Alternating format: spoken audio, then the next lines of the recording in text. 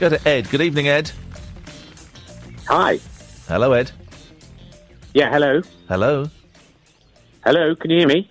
Unfortunately, yes, but not for much longer. Start talking, Ed. All right, yeah, okay. Well, no, I just wanted to say I disagree with you on the charity payment. You know, the Star's getting the money for going on TV at 10 grand. I think it's absolute waste of money, and I think anyone, the normal people who are putting money in, what? I think it's outrageous. No, you don't think that. I do think that. No, you don't think that. I do think that. 10 grand, if you're getting you're on a BBC salary of £500,000. I think it's an absolute mistake. Right. You don't think that. I do think that. Okay. So did you watch the show? I did watch the show. Right, okay. So you know it wasn't on the BBC? Well, I don't care whether it's on the BBC, but she's some of the more. All right. We're specifically talking about Victoria Derbyshire, are we? Well, she is one of the people on there, yes. Right. Okay, but you've talked about someone on a BBC salary, so that's her. Why shouldn't she get paid for? Why should she do work for free? Well, if she cares about a charity... Don't be so bloody stupid. Don't be so bloody stupid. The message, the programme wasn't... The programme wasn't... The programme... Ed, shut up. You're talking out your hat, mate. You're talking out your hat. The programme... You are, because you don't... What was the purpose... Get yourself out of getting money for charity dues. What was the purpose of the programme? Right. You'd take 10 grand for charity, wouldn't you? What was the purpose... You would, wouldn't you? What was the purpose of the programme? Ed? What was the purpose of the programme? No, that was the question I asked you. Entertainment. Yeah, entertainment. No, incorrect answer. Incorrect answer. To raise profile for cancer. To raise what? Profile for cancer. Incorrect answer. Do you want to try it again? No, don't patronise me. Tell me what you think it was. No, I won't tell you what I think it was. I will tell you what the purpose of the programme was. Go on, then. I will do. Thank you. You're very, very welcome, Ed. Even though you're a very rude man and a stupid man, I will happily educate you. No, that's being rude. Calling someone stupid is rude. No, it's only rude if it's not true.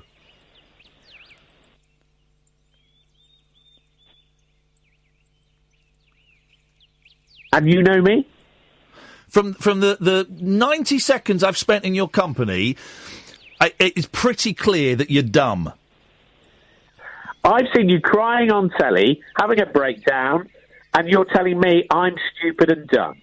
First of all, you've never seen me have a breakdown. Secondly, I am so proud of the way I portrayed masculinity on television. So you cannot use that. Yeah, the world you of men cannot choose that. You cannot use that as a weapon against me because it is a blunt. It's a blunt dining knife. It's nothing. I am so proud of the emails and the texts and the tweets I've received from people who feel out of touch with having to be tough, strong men that have to suck up their feelings. I'm so proud of the emails I've had from wives whose husbands have taken their own lives. I'm so proud of the mum that got in touch with me because her 14-year-old son saw me struggling in a social situation on a light entertainment show and turned to her and said, "Mum, that's how I feel." I'm so proud of those things. I'm so proud. I'm so proud. I'm so proud. Ed, you let me finish. You let me finish. You let me finish. No, because you're talking to not let me talk. No, Ed, I'm talking because you're an idiot. You've attacked me with something that is. You've hit me in the face with a daisy. It's not an attack. It's not an attack. You've used a weapon that isn't a weapon. And I'm right. You've proven to me that you're stupid, you're dumb, and here's the biggest one, Ed. Here's the biggest one.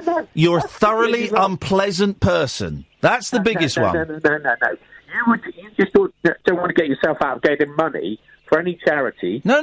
Hang on a minute. You've attacked me for something. You've attacked me for something. No, you've attacked me for something. That's true.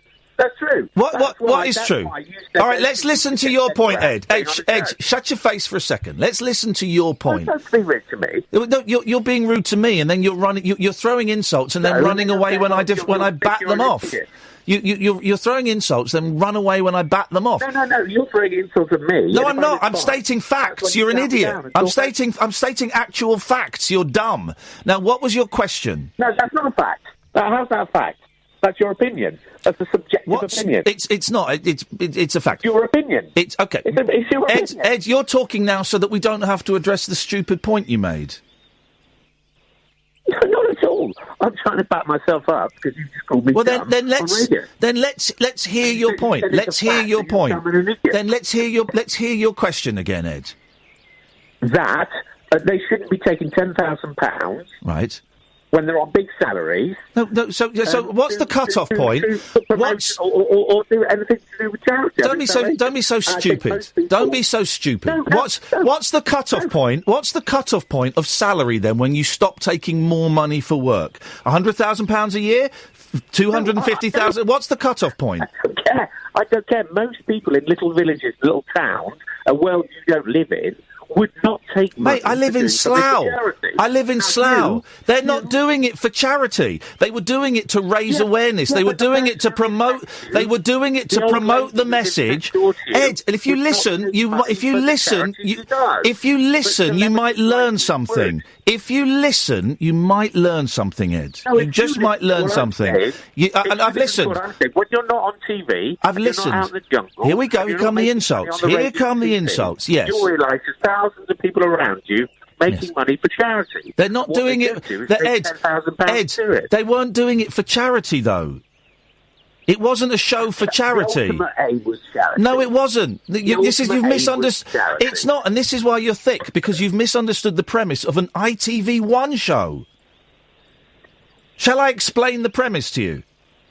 Go on, then. I'd love to hear from you, because you're so clever. Thank you. At last, he's acknowledging it. Well done.